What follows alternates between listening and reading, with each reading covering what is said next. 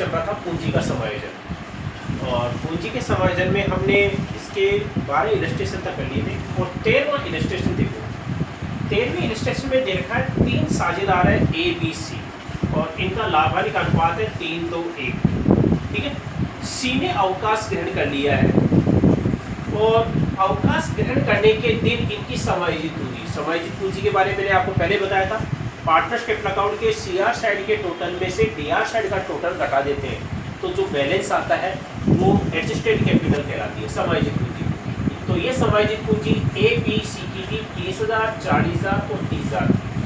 ठीक है, अब प्रश्न में क्या दे रखा है कि बैलेंस शीट में उस दिन कैश बैलेंस वो 20,000 रुपये था, और ये दे रखा है कि सी को नकद भुगतान करना है, सी को नकद भुगतान करना है, और 10,000 रुपये का कैश बैलेंस रखना है, 10,000 रुपये का कैश बैलेंस रखना है, और सी को नकद भुगतान करना है।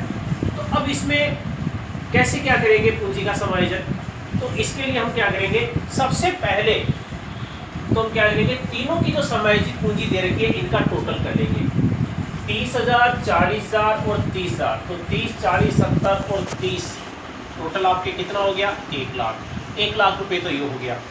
प्रश्न में दे रखा है कि 10,000 रुपये कैश बैलेंस रखना है, जो रखना है उसको हम ऐड कर देंगे, तो टोटल कितना हो गया, 1,10,000।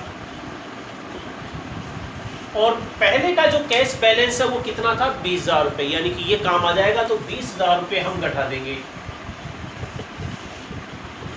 तो ये इनकी नई जो पूंजी है वो कितनी मानी जाएगी, 90,000, क्योंकि सी का भुगतान भी करना है, क्योंकि सी की पूंजी भी इसी में शामिल है, और सी को भुगतान भी करना है, इसलिए हम क्या करेंगे, तीनों की पूंजी का टोटल लगा लेंगे। तो तीनों की समायोजित पूंजी 30,000, 40,000, 30,000, टोटल कितना आ गया, 1 लाख। और 10,000 रुपये बैलेंस रखना है, जो रखना है उसको हम क्या करेंगे, इस पर ऐड कर देंगे, और पहले का जो कैश बैलेंस था बैलेंस शीट में उसको हम लेस कर देंगे। तो इस प्रकार से नई कैपिटल है वो कितनी आ गई, 90,000 रुपये। अब 90,000 रुपये जो नई पूंजी आ गई, इसको क्या करेंगे, अब नए अनुपात में बांट लेंगे। तो सी का तो भुगतान कर देंगे, सी का जो भुगतान करना है, सी को कितना भुगतान करना है, 30,000 रुपये, क्योंकि हमने पहले जोड़ लिया इस। और 90,000 रुपये को क्या करेंगे, शेष बचे साझेदार कौन है, ए और बी। तो ए और बी का प्रश्न में नया अनुपात नहीं दे रखा, तो ये माना जाएगा 3 और 2। तो 90,000 रुपये को 3 और 2 के अनुपात में बांट लेंगे। तो पहले का ए का 3/5, तो कितना हो गया, 54,000 रुपये।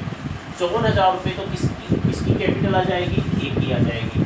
ऐसे ही दूसरी की आ जाएगी, बी की, 90,000/2/5, इसका आ जाएगा 36,000 रुपये। 36,000 रुपये आपके बी की कैपिटल आ जाएगी। अब देखो नई पूंजी हमने ज्ञात कर ली है, ए की 54,000 है, और बी की नई पूंजी कितनी है, 36,000। और समायोजित पूंजी ए और बी की ये थी 30,000, 40,000। अब कंपेरिजन करेंगे, तो देखो ए की नई पूंजी है 54,000 और समायोजित पूंजी है 30,000। तो मैंने बताया था कि अगर समायोजित पूंजी कम पड़ती है तो पैसा लेकर आएंगे, समायोजित पूंजी कम है तो, और ज़्यादा है तो फर्म से निकाल लेंगे। तो इसमें तो समायोजित पूंजी ए की कम है, क्योंकि समायोजित पूंजी ए की 30,000 है, नई पूंजी कितनी है, 54,000। तो कितनी कम पड़ रही है, 24,000 रुपये। तो 24,000 रुपये लेकर आएगा, तो एंट्री क्या कर देंगे, cash account DR to as capital. कितना पैसा लेकर आएगा, 24,000। ये 24,000 रुपये से एंट्री कर देंगे। अब इसके बाद में देखो आपकी बी की समायोजित पूंजी तो है 40,000, और नई पूंजी है वो कितनी है, 36,000 रुपये, यानी कि इसकी समायोजित पूंजी ज़्यादा है। समायोजित पूंजी इसकी ज़्यादा है, कितनी ज़्यादा है, 4,000 रुपये। तो ये फर्म से पैसा निकाल लेगा, तो कैश को हम क्या कर देंगे, क्रेडिट कर देंगे। तो एंट्री क्या कर देंगे, बीच capital account DR to cash account. कितना पैसा निकाल लेगा, 4,000 रुपये, क्योंकि इसकी समायोजित पूंजी है वो क्या है, ज़्यादा है 4,000 रुपये। तो ये 4,000 रुपये फर्म से निकाल दें, तो ये एंट्री मिलेगी आपकी दोनों। तो ये मैंने आपको बताया था 13वां इलस्ट्रेशन। ये मैंने आपको अभी बताया था 13वां इलस्ट्रेशन। 14वां देखो, ये भी पूंजी के समायोजन का है। इसमें कोई 3 पार्टनर है ए बी सी, और इनका लाभ हानि का अनुपात है 3-2-1। इसमें अवकाश ग्रहण कर रहा है, वही सी अवकाश ग्रहण कर रहा है इसमें भी। और उस दिन उनकी समायोजित पूंजी एडजस्टेड कैपिटल है एबीसी की 40,000, 20,000 और 30,000 की, तीनों की समायोजित पूंजी इसमें दे रखी है। अब इसमें क्वेश्चन में दे रखा है कि सी को नकद भुगतान करना है। अब सी को नकद भुगतान करना है तो सी को भुगतान है वो कितना करना है, 30,000 रुपये। 30,000 रुपये का भुगतान करना है और इनकी नई पूंजी भी ज्ञात करनी है। तो नई पूंजी ज्ञात करनी है, इसमें कैश बैलेंस का इसमें कुछ नहीं दे रखा है, तो पहले हम क्या करेंगे, तीनों की पूंजी का टोटल कर लेंगे। अगर भुगतान करना है उसी में शामिल है तो तीनों की समायोजित पूंजी 40,000, 30,000 और 30,000, टोटल अमाउंट है वो कितना हो गया, 1 लाख रुपए। यानी कि फर्म की जो नई पूंजी है वो कितनी मानी जाएगी, अब 1 लाख रुपए। फर्म की नई पूंजी 1 लाख है, तो इसको शेष बचे साझेदार कौन है, ए और बी। ए और बी किस अनुपात में बांट लेंगे, 3-2 के अनुपात में। तो सबसे पहले ए का 3/5, ये 60,000 रुपये, ये 60,000 रुपये आपके ए की नई पूंजी आ जाएगी। ठीक है, ऐसे ही बी की ज्ञात कर लेंगे। बी की जो नई पूंजी है 1 लाख में वो कितनी है, 2/5। तो बी की नई पूंजी है वो कितनी आ जाएगी, 40,000 रुपये।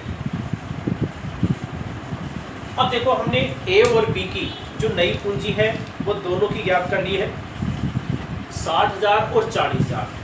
अब क्या करेंगे, इस नई पूंजी का कंपैरिजन हम किससे करेंगे, समायोजित पूंजी से। सी को तो भुगतान करना है, सी तो अपना 30,000 रुपये लेकर के चला जाएगा। ए और बी की समायोजित पूंजी यह है 40,000, 30,000। तो मैंने बताया कि अगर समायोजित पूंजी ज्यादा है तो फर्म से पैसा निकाल लेगा, और समायोजित पूंजी कम पड़ती है तो पैसा लेकर के आएगा। तो एक ही देखो, समायोजित पूंजी है 40,000 और नई पूंजी कितनी है, 60,000। तो इसकी तो समायोजित पूंजी कम पड़ रही है, कितनी कम पड़ रही है, 20,000 रुपये। तो ये 20,000 रुपये लेकर आएगा तो हम एंट्री है वो क्या कर देंगे, cash account DR to as capital, ये 20,000 रुपये लेकर आ जाएगा। ठीक है, इसके बाद में देखो आपके बी की समायोजित पूंजी है 30,000 रुपये और नई पूंजी है वो कितनी है, 40,000 रुपये। इसकी भी समायोजित पूंजी कम पड़ रही है, तो कितनी कम पड़ रही है, 10,000 रुपये। तो 10,000 रुपये ये भी लेकर आएगा। तो हम एक साथ ही कंबाइंड एंट्री कर देंगे, cash account DR to as capital और टू बीस कैपिटल, अलग अलग करने की जरूरत ही नहीं है। तो इस प्रकार से कैश में अमाउंट है वो कितना आ जाएगा, 30,000। और अलग अलग एंट्री करना चाहते हैं तो हम अलग अलग एंट्री कर देंगे।